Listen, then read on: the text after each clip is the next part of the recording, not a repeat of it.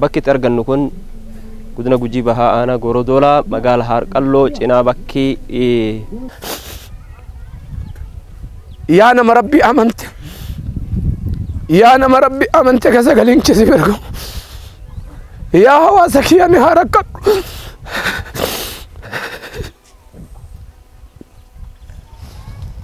kanaaf namni miidiyaa kan argitan ummata islaamaa kan ummata islaamaa kabiyya keessaati kabiyya ala ummata kana akka biranu dhaabattan maqaa rabbiitii isin gaafanna kana mijiraanne jiraatu jirra ammoo alhamdulillah nuti islaama obsineetuma jiraanna malee akkana mijira jiraachu jirra haadoliin teenna atoo quraan baatanu ilmee waliin jiganii du'aara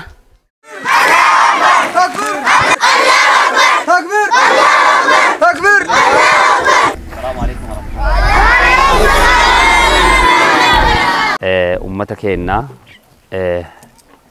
ka sababa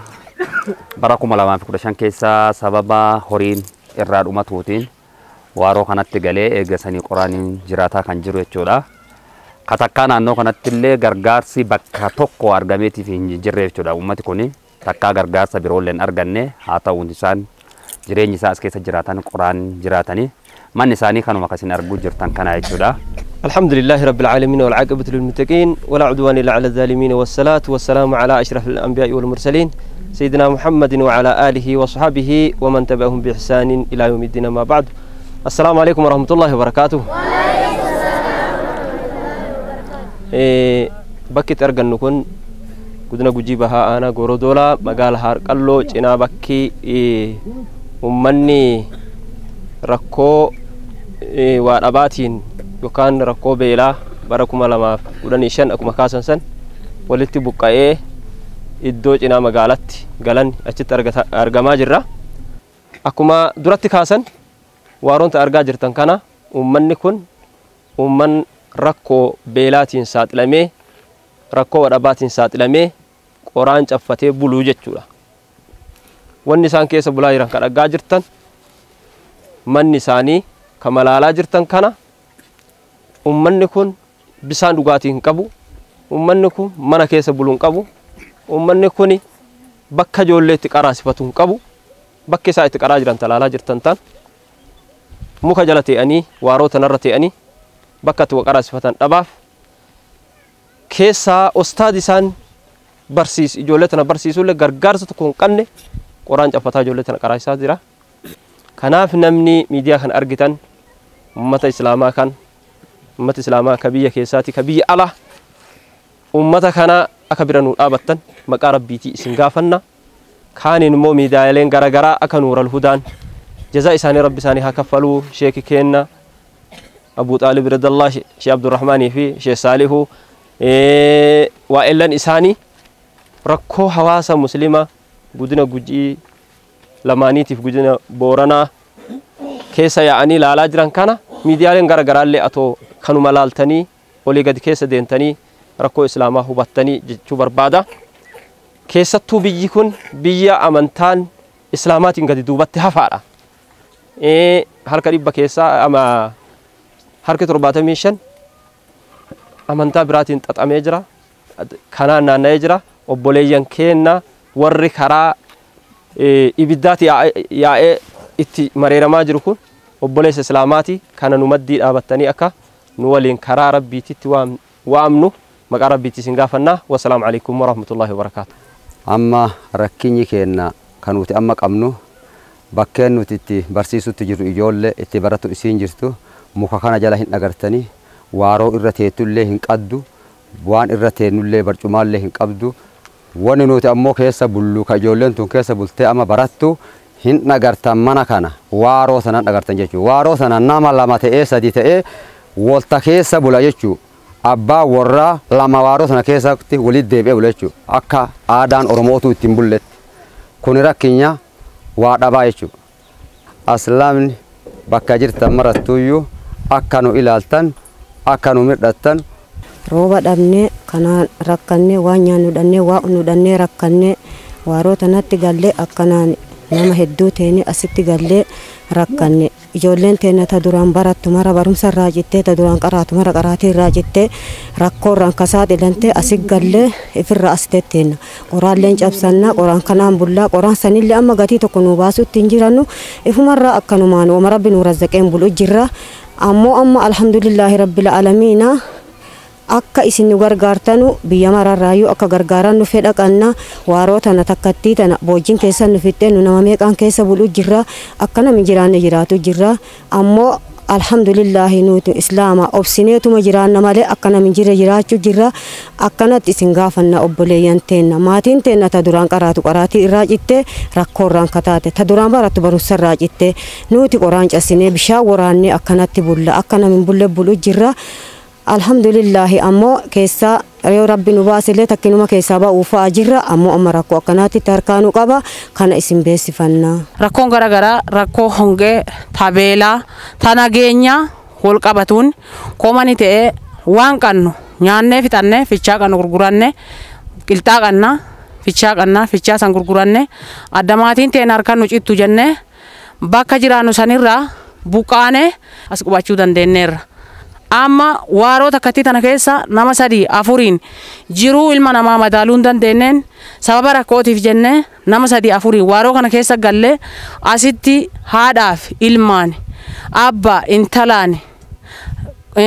akka aadaa oromootitti safuu qanna safuu isa hunda waliin waakkachiise rakkoon safuu isa hunda nurraa kaachee hadda abbaa ilmaa intalaan rakkoo aadaa nu madaaluu hin dandeenye keessa jiraataarra. Baay'inni ammoo nama as keessa jiraatu naannoo abbaa warraa naannoo 1,500 oli jennee tilmaamama. Haati manaa ammoo ka abbaa warraa hin qabne achii oli. Hadda alhamdulillaahi galata rabbiiti. Rabbiin nansii tana eegatee waan itti kennu hin dhabu. Sanumaaf jirra malee akka silaa jireenyaatitti jiruu nama madaalle jiruun teene keessa jiraataarra. Haadholiin teenya atoo qoraan baatanu ilmee waliin jiganii du'aara. Nyaatan qabu beelayeera asii deemee xirraagii namaa guura adoo guuruu maastishii una garaa waan qabu achumaan bakka hidda onnee citee daa'imni 2 bakka mannaara kan nurraa du'eera. Kanaaf qaamni dhuttanii nu gaafattanii waan kana nu laaltani waan nuti dubbanne kana qaama dhimmi ilaallatutti akka bakka nu dhikeessanii qaamni kamiyyuu keessaaf ala ta'ee akka nu cinaa dhaabbatan kabajaa fi ulfinnaan isin gaafanna. غلطوما والفادا بسم الله الرحمن الرحيم الحمد لله رب العالمين وصلى على رسول الله صلى الله عليه وسلم هند اغرتان جچود ابوتا اما جيرين امتا كينا امتكم كي جراتو كما چي ولغين لا اسكيسه اما مانغودو نما غودا اسكيسه چيسو باك والقانين دندن اسكيسه چيسان كنا نيد اغرتاني اسرت اما مانغودون كن يوله دربا غوردو سين قبا هذا مناسين قبا ادي سامبول الله نم كن دودين بكتنت وليد ديبي بكتنا بول اسان كن امو نما qaama miidhamaa jechuudha kun meeshaa isaanii kana kan argitan kana jechuudha kana yoo beelti raafixxe bootaa kana galee bootaa namin jiran kana keessa jiraataa jiranii jiruu isaanii kana fakkaataa jechuudha akkuma argu jirtan kana mana kana keessatti hedduu walitti dacha asuma keessatti abbaa warraa addee keessa bulu dhabe kun bakkuma tana waliin geenan inni ko as bulee haadha manaa waliin naannoo akkana kana bulanii jechuudha abbaa warraa meeqa as bultaaf ana intalkiyya mucaafiyya abbaa manaa saditti mana kana keessatti safuu wallaalee nami cinqaarra bakka tana keessa bulaa jira jechuudha. Mana tokkocha keessatti maashaallah. Kunillee kanama irra bulu kunis ka abbaan manaa tokko irra bulu maatiin galgala mootiin diidama kana huccii tan akkana afanii bakkuma tana keessa bulaa jechuudha. Kanaaf akkuma jirutti guutuu isaa keessatti akkuma kana jira jechuudha namni kun duudin horiin isaa hin jiru amma kanan dhagartanii akkasiin teettu kun haadha manaati galammoo gara magaalaa deema amma muki gogaan dhumatee jiidhaa akka fedhan kan laala amma kun amma galgala fe'amee katamaa geeffamee jiru kun birrii 60-70 bonqolloon ammoo xaasaanii kiiloon birrii 35 birrii 50 tokko xaata tokko bitanii galanii waan nama jaajisu uummati kun ammoo yoo galgala walitti deebi'ee maan seetanii midhaanuma sani kama amma si san yoo as keessa nami beela'ee jiraate tokkochi waliin dhoggatu waan nama ajaa'ibsiisu keessa hagasuma waliin qabu wal kunuunsanii wal qaqqabatanii jechuudha. Kanaafuu guyyaa tokkoofillee amma gargaarsa jedhamee naannoo kanatti wanni gargaarame waaroo tanaan ala wanni isaanii kennamee jiru. Warra as jiru kanarraa isinit dubbatuu fi miti miira isinitti haasawuun illee hin qabu. warroonni addunyaa kana gubbaa jirtan warri sagalee kana dhageessan nuti normaalii akkaataan irratti baaneen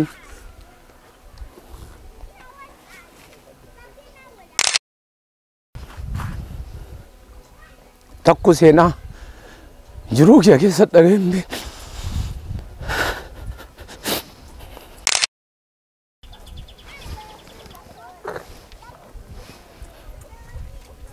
warroonni addunyaa irra jirtan ka sagalee ummata kanaa ta'uu dandeessan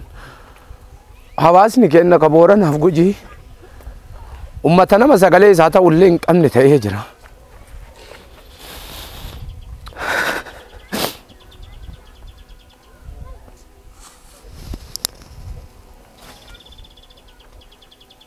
nama kadhatullee hin beekne aadaa isaatitti nama akkuma rakkate sanitti ciisetu malee nama rakka gaafatullee hin dandeenye.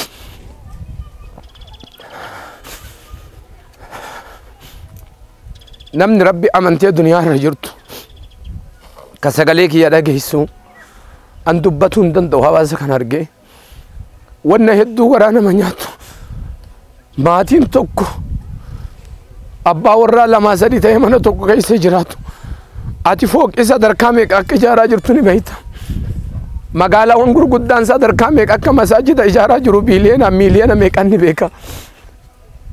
mana meeqa ijaartee keessa taa'aa jirta. adda waan safuun isaanii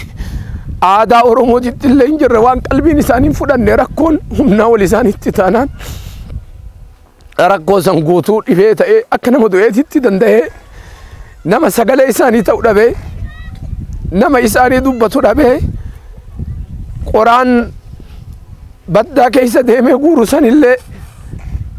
ka goggogaa silaa namni irraa bitullee harkaa dhumatee qoraan jiidhaa muratee taa'ee haga inni gogo eega jidduu kanatti ruhiin nama bahaa jira.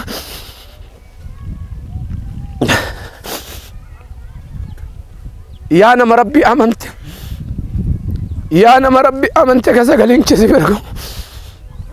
yaa hawaasa kiyya ni haa rakkadhu.